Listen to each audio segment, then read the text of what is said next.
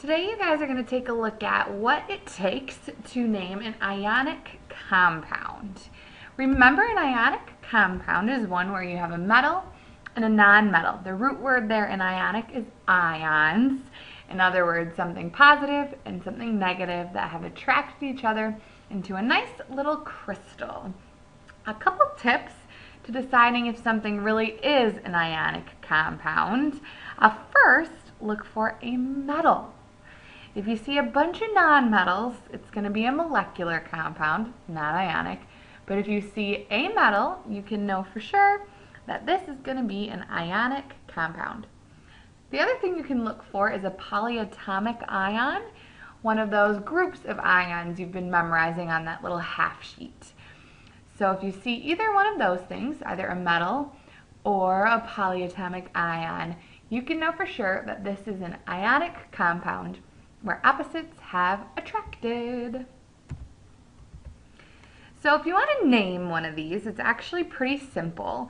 You're not going to need to memorize any sort of prefixes, anything weird. You just have to take apart the formula into its two different pieces, each of the ions, and name them separately. So the metal is always written first, and it keeps its same name. So if you think about the metal, that's the cation from the left side of the table, you'll put that name first and you don't have to change anything. Then you put the non-metal, or the anion, that's the element from the right side of the periodic table. You put that name last, and you do change this one's ending to an IDE, like salt, sodium chloride, not sodium chlorine. If you see a polyatomic ion, you don't have to change the name. We'll look at that in a minute. And then another quick little tip, if the metal that you have is a transition metal, one of the metals from the middle of the periodic table, that will probably need a Roman numeral to indicate its particular charge. But other than that, it's just two names, first name and a last name, sometimes some parentheses in between. So here's a couple examples. NaNCl, that's salt, something that you know a lot about. The first thing we do when we're naming these properly is to take a look at the metal, the one on the left, and it just keeps its name. Na just stays sodium. Second name changes a little bit. Instead of just chlorine, it's chloride. So this first one, just sodium chloride. The second example is really similar. CaNF, calcium first, and then your fluorine becomes fluoride. So first name stays the same. Second name gets a little name change in the end. SrNO3, this one's a little bit trickier, but same idea. Strontium goes first, and then NO3 is special. NO3 is a polyatomic ion from your half sheet. So this one, instead of changing the name to an IDE, you pull out the polyatomic ion name, which is nitrate. So if you have a polyatomic ion second, you don't have to do the name change thing. You just keep that family name, nitrate. Last one similar, calcium sulfate, that SO4 right there, has a special name because it's a polyatomic ion, so you don't have to change to an IDE.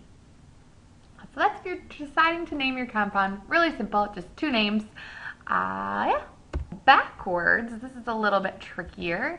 If you're given the name of something and then need to get to the formula, we've got a fancy little crisscross method. This is if you're given the name. It's actually pretty fun. The first thing you do is you write out the symbols of both your cation and your anion. So your Fe+3 and your O2-. The charges come from the periodic table, so if you're not sure of the charge, check out your periodic table. If it falls in one of those main families, it has a special charge. If it's a transition metal, it'll have a charge in parentheses, like right there.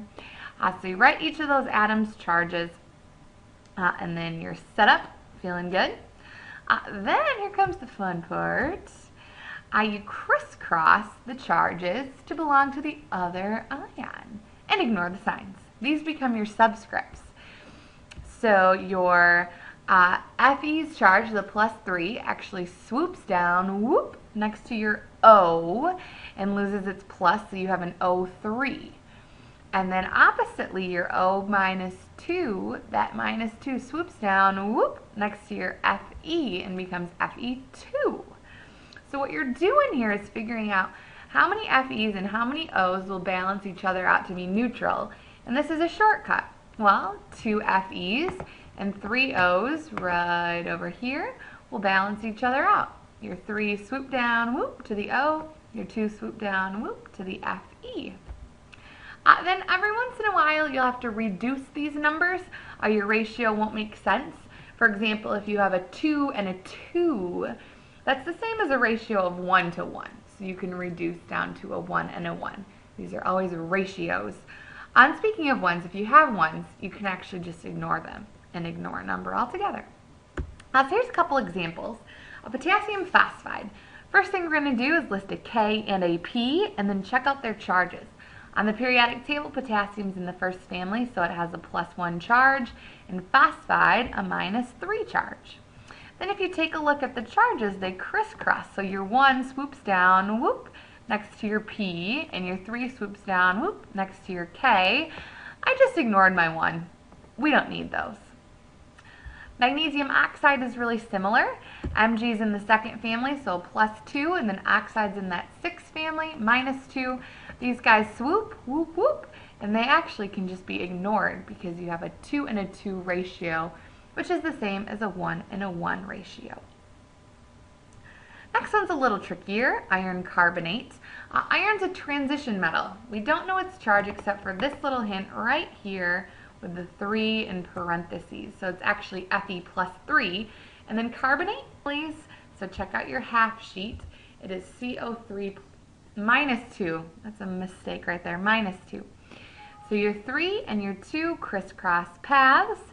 The +3 swoops down next to your polyatomic ion, and your 2 swoops down by the Fe.